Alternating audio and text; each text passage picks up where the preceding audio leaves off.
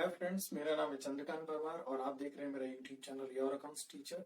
तो ये मेरा दूसरा लेक्चर है। पहले लेक्चर में मैंने पढ़ाया था कि अकाउंटिंग सिस्टम कितने टाइप के होते हैं, एसेट्स क्या है और इंडियन अकाउंटिंग सिस्टम कैसे काम करता है।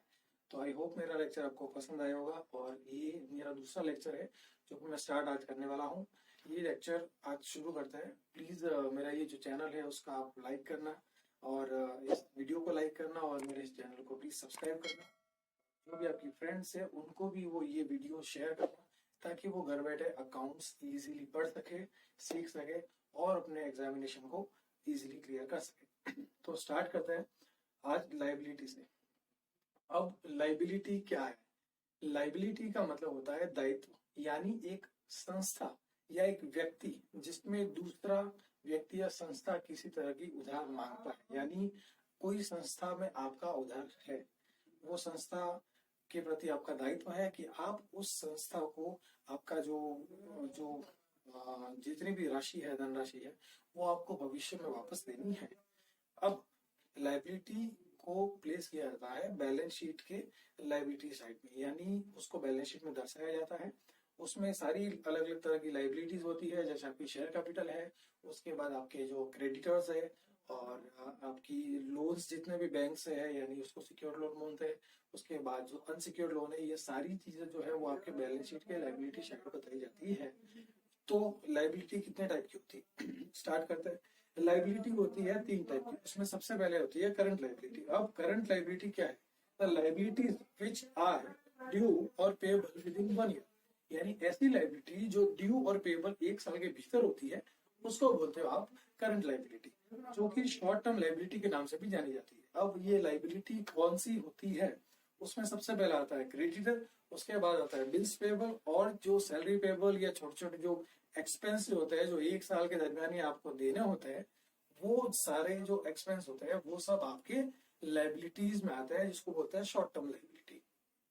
दूसरा है लॉन्ग टर्म लाइबिलिटी। अब ये लाइबिलिटी क्या है? जैसे आपने किसी भी बैंक से लोन लिया है जिसको आपको 1 साल से ज्यादा टाइम में चुकाना है, यानी भविष्य में आपको चुकाना जरूर है, लेकिन उसकी अवधि जो है वो 1 साल से ज्यादा होती है और 1 साल से ज्यादा में ड्यू होती है और 1 साल से ज्यादा में उसको चुकाना पड़ता है, तो उसको बोलते हैं लॉन्ग टर्म लाइबिलिटी। उसके बाद है कंटिजेंट लाइबिलिटी। अब कंटिजेंट का अर्थ क्या होता है? कंटिजेंट का अर्थ होता है कोई भी चीज हो सकती है या नहीं हो सकती है, यानी उस चीज का भरोसा नहीं है या फिक्स नहीं है कि ये चीज होगी है।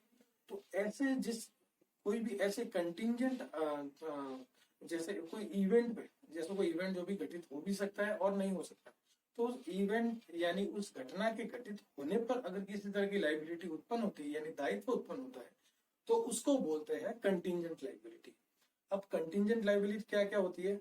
जैसे कि ब्रीच ऑफ कॉन्ट्रैक्ट हो गया, या फिर सप्लाई ब्रीच ऑफ कॉन्ट्रैक्ट हो गया,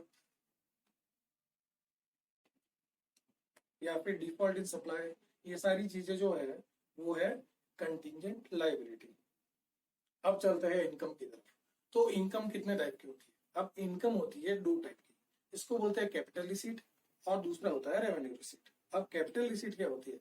ऐसी रिसीट जो साल में कभी कभार आपको प्राप्त होती है और जिसका आपके नॉर्मल कोर्स ऑफ बिजनेस, यानी आपकी जो बिजनेस ऑपरेशन है यानी आपका जो सेल है, उस सेल से वो कनेक्ट नहीं होती है, यानी उस सेल से या आपका जो ऑपरेशन है उस ऑपरेशन से रिलेटेड इनकम नहीं होती है, उसको बोलते हैं कैपिटल रिसीट।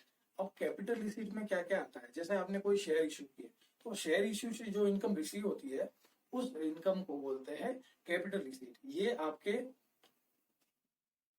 क्या बोलते हैं इसको, आपकी बैलेंस शीट के लाइबिलिटी साइड में इसको शो किया जाता है। और ये कैपिटल रिसीट जो होती है वो साल में बहुत ही कम बार रिसीट रिसीव होती है।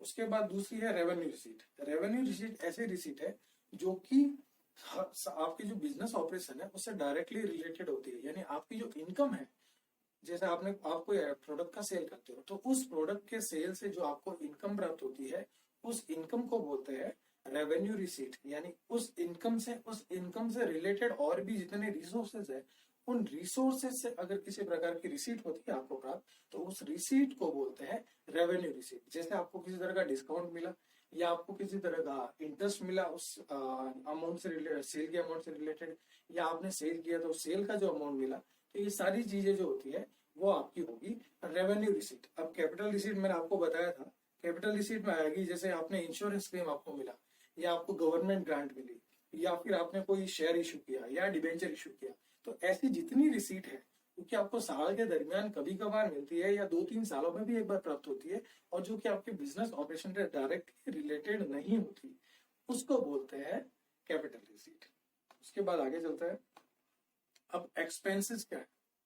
Expenses means the amount paid for good and service purchase, यानी आपने किसी तरह का माल सामान किसी से खरीदा है या आपने किसी तरह की सर्विस किसी से ली है, तो उस सर्विस या सामान के एवज आप उसको जो भी धनराशि पे करते हैं यानी भुगतान करते हैं, उसको बोलते हैं एक्सपेंसेस। अब ये डायरेक्ट भी हो सकते हैं और इनडायरेक्ट भी हो सकते हैं। हाँ, तो एक्सपेंस होते हैं 2 टाइप के। अब उसमें सबसे पहले है डायरेक्ट एक्सपेंसेस, यानी ऐसे एक्सपेंसेस जो आपकी सेल से यानी आपके बिजनेस ऑपरेशन से डायरेक्टली जुड़े हुए होते हैं और जो कि कॉस्ट ऑफ प्रोडक्शन का पार्ट होते हैं या फिर परचेज का पार्ट होते हैं। तो ऐसे एक्सपेंसेस को बोलते हैं अपन direct expenses. They are part of prime cost और cost of goods sold. Okay, direct expenses shown on the debit side of trading account. जो आपका ट्रेडिंग अकाउंट बनता है, जो डायरेक्ट एक्सपेंसेस होते हैं वो आपके ट्रेडिंग अकाउंट के डेबिट साइड में शो होता है।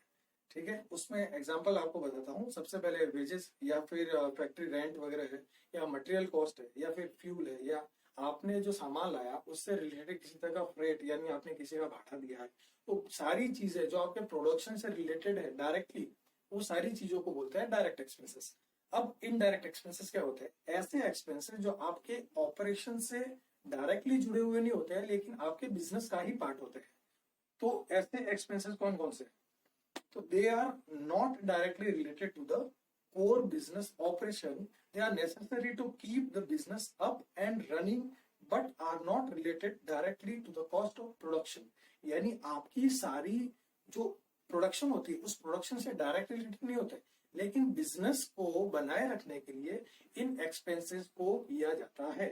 ये एक्सपेंसेस बिजनेस में उसी तरह महत्वपूर्ण होते हैं जिस तरह डायरेक्ट एक्सपेंसेस होते हैं। अब ये कौन कौन से हैं? एग्जाम्पल जैसे सैलरी हो गया या टेलीफोन हो गया, प्रिंटिंग स्टेशनरी, ये सारी चीजें जो होती है इसको बोलते हैं इनडायरेक्ट एक्सपेंसेस। अब इनडायरेक्ट एक्सपेंसेस जो है वो सारे आपके प्रॉफिट एंड लॉस में ट्रांसफर किए जाते हैं यानी बताए जाते हैं। वो प्रॉफिट एंड लॉस के डेबिट साइड में शो किए जाते हैं जो कि आपके इनडायरेक्ट एक्सपेंसेस होते हैं। अब रूल क्या है? आपको अब अकाउंटिंग करनी है तो अकाउंटिंग के कुछ रूल्स है। अब उन अकाउंटिंग के रूल्स को बोलते हैं गोल्डन रूल्स। तो गोल्डन रूल्स में सबसे पहले पर्सनल अकाउंट्स के जो रूल है वो मैं आपको बताने जा रहा हूँ। तो पर्सनल अकाउंट क्या है?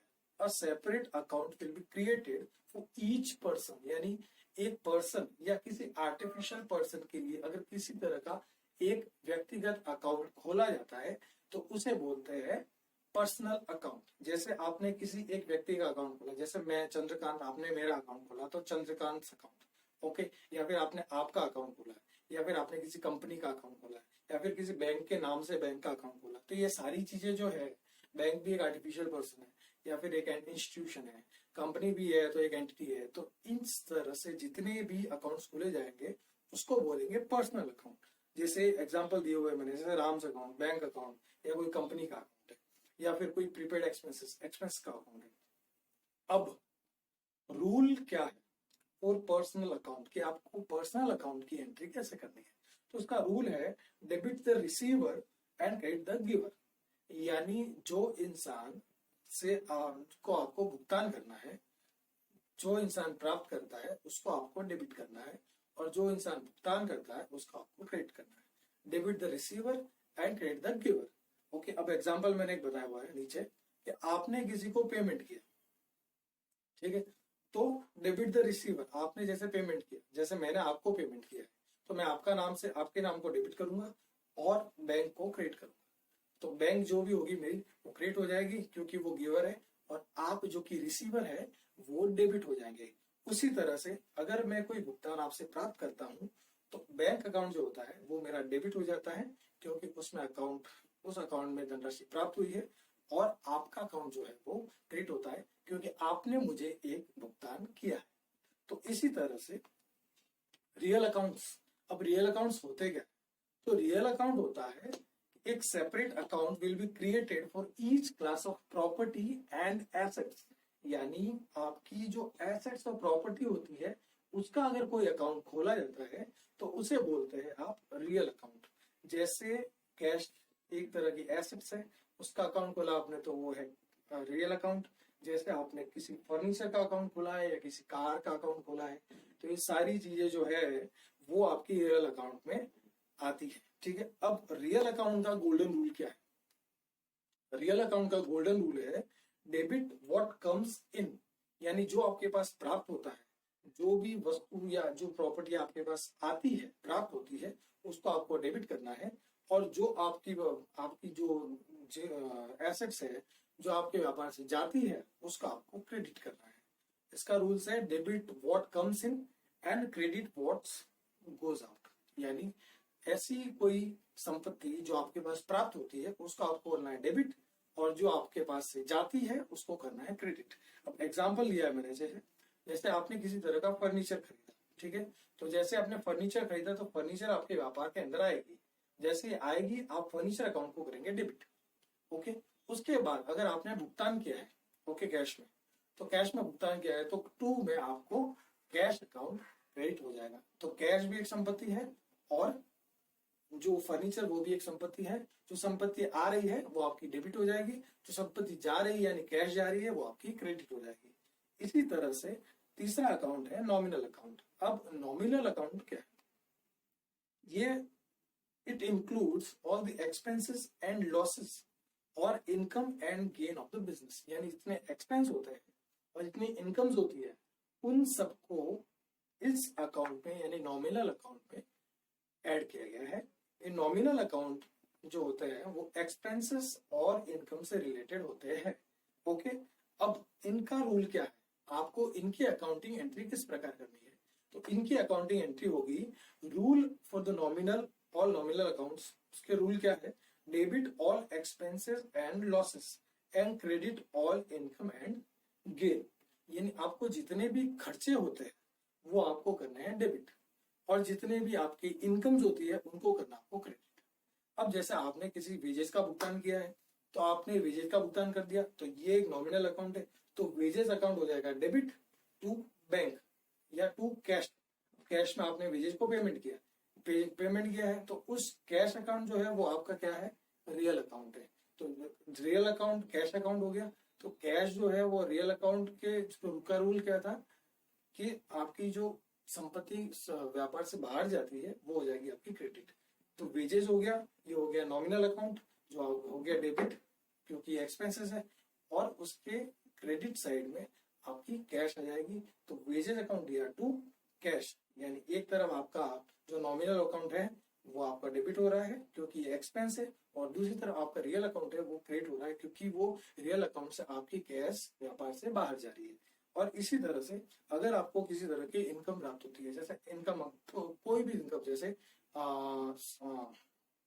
डिस्काउंट है या इंटरेस्ट है या जिस भी तरह की इनकम होगी वो आपकी क्रेडिट हो जाएगी, और जो भी बैंक है या कैश है वो आपका हो जाएगा डेबिट। तो इसी तरह से अकाउंटिंग रूल चलता है।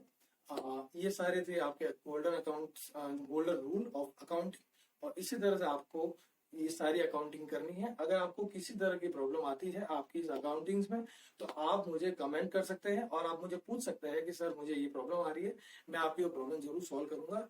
उसके आगे हम बताएंगे अकाउंटिंग कॉन्सेप्ट्स एंड एजम्पशन। मैं आपको अपने तीसरे पार्ट में बताऊंगा जो कि आपको बताएगा कि इस अकाउंटिंग को किन किन कॉन्सेप्ट्स और एजम्पशन के बेस पे लागू किया जाता है, कौन कौन सी कॉन्सेप्ट्स है जो आपके अकाउंटिंग में यूज होती है, और उन कॉन्सेप्ट के बेस पे पूरी अकाउंटिंग चलती है। तो आई होप कि आपको मेरा लेक्चर पसंद आया होगा, और अगर किसी तरह का आपको कोई प्रॉब्लम है या आपको अगर कोई क्वेरी करनी है तो आप मुझे क्वेरी कर सकते हैं। Thank you so much, thank you. Please मेरा जो ये वीडियो है उसको लाइक करना और मेरे इस चैनल को सब्सक्राइब करना। Thank you.